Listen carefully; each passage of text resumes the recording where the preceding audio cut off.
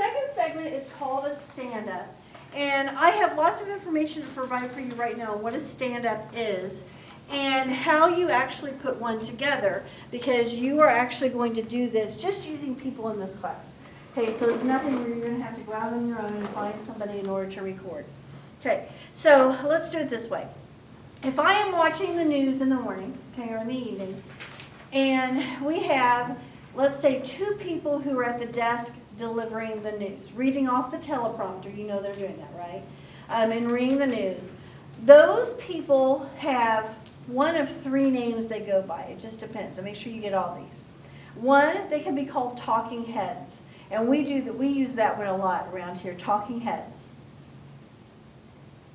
The second thing that can be called is called talent, T-A-L-E-N-T, talent. And the third thing that can be called is anchorman. Okay, that's actually, I mean, I know we have the movie Anchorman, okay, but that's really not the one that very many people use anymore. Usually it's talking heads. So they are delivering the news, and then quite often they'll do something like this. They will say, and now, they'll say, and, you know, Channel 13 reporter Sarah Smith is at the scene of the accident right now. And then we'll go to a remote shot of Sarah Smith, the reporter, who is talking to like a police official right there next to this big accident site. You guys have seen stuff like that before, right? Okay. That right there, that is a stand-up. Okay, and so you're going to be doing something like that. Now, sometimes there are things like the scene of a big fire or a big accident. More often than not, they're just feature stories. So, for example, there's a new exhibit at the zoo. And, you know, they'll mention that there's a new exhibit at the zoo, and then they'll go to Sarah Smith, who is at that particular exhibit with a zookeeper talking about the new, don't they have a new sloth one or something? Yeah, about the new sloth exhibit, and sometimes they'll let a sloth crawl all over, that kind of thing, okay? And those are just simple feature stories that are called stand-ups. So here is how you set up a stand-up and what's involved. So are you ready? Okay, so first thing you have to decide is what your topic is going to be for your stand-up. Now, if you worked in the professional media, they would probably have told you. Okay, however, and this is something I don't know how much we've talked about when we were talking about, you know, when you're like a reporter, like actually writing your stories. You know, in the wonderful world of journalism, one thing I really liked about that career, okay, and you know I did that before I did this. One thing I really liked is every day is different. And nobody was necessarily telling you what to do all the time. It's not like you walked in, punched a clock, put on your name tag, and had to ask to go to the restroom, you know? Instead, I would know that I had certain things during the day I needed to do. Like maybe I had a meeting with so-and-so, or maybe I was going to attend a meeting to see if anything came out of it. And then sometimes my boss would call me, this is before texting, okay, would call me. Actually, I had a beeper. That tells you how long ago this was. This is in the late 1980s. I had a beeper so that I knew to call him. And he would say, okay, Denise, this is going on. You need to do this and write up this for tonight's deadline. But I also did what we call enterprise stories. And this was the best part of my job. Okay, I got to come up with what I wanted to cover. You know, it just had to be in the news area because I was a news reporter. You know, I wasn't a sports reporter. You know, I wasn't a features. I was news, first and second page of the newspaper. And so I would come up with my own stories. You know, basically talk to people, find out what was going on, come up with something that I enjoy doing. And that was awesome. I loved that part. You know, there was one time, and this is kind of a feature-ish news story, but there was the first female train engineer in Indiana. Okay, I can't remember her name. That's awful. But it was a slow news day. Thank God there were no shootings. There was no fire. There was no, you know. And so I took the opportunity to go with her and actually ride the South Shore, which is the train that goes along the bottom of Lake Michigan up to Chicago.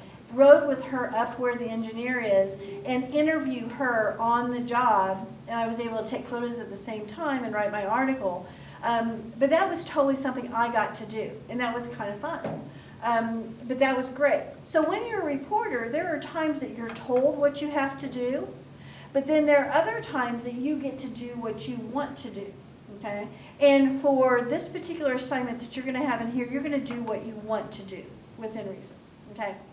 Okay, so first of all, you decide what your topic is, and then you decide who you're going to interview about that topic. Okay, and just like when you are interviewing in order to write a news article, okay, you have to make sure you have somebody who is really involved in it. You know, if I'm going to interview somebody about the new sloth exhibit, I'm going to talk to the person who's in charge of the sloth exhibit, not the person who's in charge of maintenance at the zoo. You know, and not some guy I found wandering around the parking lot. Okay, it's going to be somebody who knows something about the sloths. Okay, so you're going to set it up. And these are, believe it or not, 15 to 20 seconds long. They are so short. Okay, and you'd be surprised at how long that actually is. It feels like forever. At 15 to 20 seconds. And you are going to ask the person 2 key questions. And they need to follow the same rules that we had when you're interviewing for a story. You want to get stories from them. You don't want yes, no. Does anybody remember what a leading question was? Leading? Isn't it like when you answer something and then explain it or something like that? You might know what you're talking about. You're just not saying it right. Remember we talked about the fact that you don't want the person to know how you feel about whatever? Like instead of saying, don't you just hate the lunch? How would you ask that question so it wouldn't be leading? What are your thoughts on the lunch? Yeah, and remember you can also do it with your voice, lead people. Okay, so you don't want a leading question, you don't want a loaded question. Those are the ones that you look bad, like, do you still beat your wife? Okay. But you want something that you're going to be able to get stories, okay, from the person. And you need to come up with your 2 questions, and you also need to think like a viewer. What do viewers want to know? You know, what do we want to do? If I am going to do a story, a stand-up, and it's about the, hopefully it didn't come down on you back there. If I'm going to write a story on, let's say, the ice skating at Carmel, as a viewer, I might want to know like how much it costs and when they're open, you know, besides just other types of questions that need to be answered. Okay, so you ask your 2 questions, and that's how you prepare. Okay, so now let's actually talk about what this all looks like. Are you ready for what it looks like? Okay, so there are these 2 people who are working the desk. Denise, I'm going to have you come up here. Denise, I'm going to have you come up here in a minute. Who are working the desk, and they say, and now we're going to, I like the sloth exhibit, it's a better one. Okay, we're going to Sarah Smith, who is on the scene at the new sloth exhibit at the zoo. Hopefully they'll say it better than that. Okay, and then the camera goes to me. I'll be Sarah Smith, okay, and you're Miss Sloth Exhibit. Okay, so first thing that we have to do is we have to get ourselves in a place that would be obvious for the story. Where should we be for this? Yeah, we should be at the zoo, probably in front of the sloth exhibit, right? Okay, we don't want to be up against some white wall, you know, in a building where, you know, even if we're at the zoo, nobody's going to know where we are, okay? And when we set up the shot, I'm here, okay, this is the cameraman. Some of you are going to be cameramen, okay? We want to make sure that the camera is not straight forward. Here, move right here. Okay, we're not both like this in front of the camera. That's the worst type of shot ever. Have you guys seen, like on Pinterest or wherever, they'll give you like 10 helpful hints for looking good in photos and stuff like that? Okay, you guys know that you should never let anybody take a photo of you straight forward, right? Okay, it should always be turned a little bit. You look thinner and taller that way. Okay, so we want this, and then we want to have depth behind us so we can see like sloth stuff back there. We don't want to be up against a wall. Okay, so come over here. Okay, so before we even started this interview, probably the day that I contacted, we'll call you Angelique. Okay, that I contacted Angelique about doing this particular thing, I let her know ahead of time what the 2 questions were that I'm going to ask. Okay, why would I have done that? So she's prepared. Yeah, so she's prepared, okay? If you're interviewing and you're gonna write the story, so you're just taking notes, people have time to kind of hem-haw and change their mind and say it a couple different ways, not on live TV, okay? That's not the way it works. So you let the person know ahead of time what the questions are. And then you say to the person, you talk to me, okay? Talk to me, don't talk to the camera. You can tell when people have not been prepped for an interview because they'll like, look at the person, look at the camera, look at the person, look at the camera, look at the person, look at the camera. They don't know where to look. You guys have seen the movie Anchorman, right? No? We're getting that old with Will Ferrell? Okay, there's a part where this guy doesn't know what to do with his hands, okay? So anyway, you say, okay, you look at me and you just talk to me. Okay, so the studio has cut to me, and the first thing I'm going to introduce as the reporter, I'm going to introduce myself. So, hello, this is Denise Roberts, and I'm reporting with Channel 13 News. Get that? Did you write that down? Okay, and for this, you'd probably be doing Woodman AM. Okay, which is our actual daily show. Okay, so hello, this is Denise Roberts, and I'm reporting with Woodman AM. And then you tell where you are and why you're there.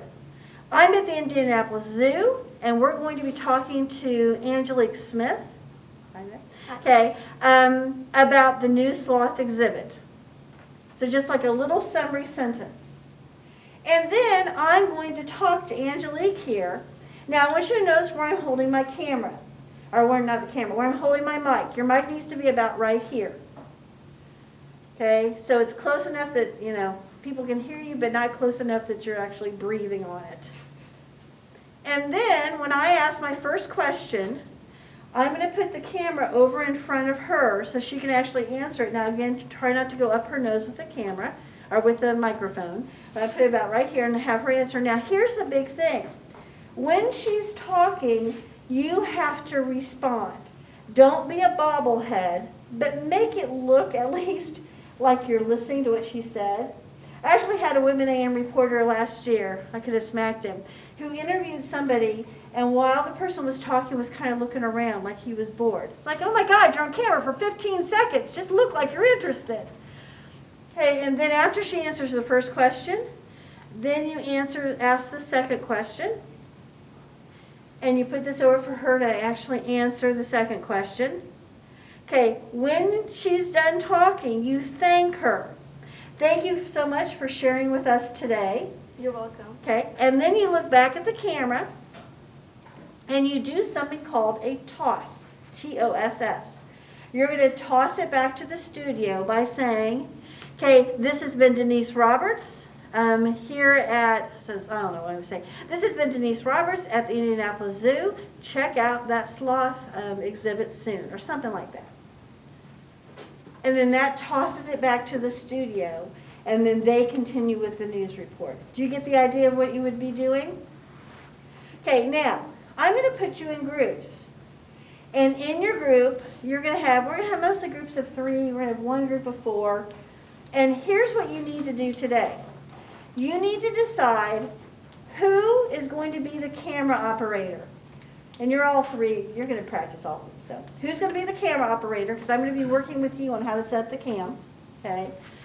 Who is going to be the reporter, like me, okay? Now, and then the third person, who is going to be the person interviewed? Once you do that, you need to figure out what are you interviewing this person about. And let's make it a real interview. Find something about the person that you can actually interview the person about. Last week, they actually wrecked their car. Okay? They're in swim season right now. What's that like? They work a part-time job over at Taco Bell. They have applied for the Steak and Shake. You guys know it's reopening? Okay, for the Steak and Shake to reopen, they've applied for a job. They have 14 brothers and sisters. I don't know. Get them to talk about their cat. I don't care. Okay, come up with what the topic is and what the 2 questions that you would ask of that person. And kind of do that as a group. At the end of the period, I want you to turn in a half sheet of paper or a full sheet, I don't care, that has all your names, who's doing what, and then what's the topic and what are the 2 questions you're going to ask. Get the idea? Okay, then the group that has the 4th person, you just have an extra camera, okay, to help out. Okay, so I'm going to turn them off. You can go back to your seat. Thank you so much for your sloth expertise. I'm going to turn this off.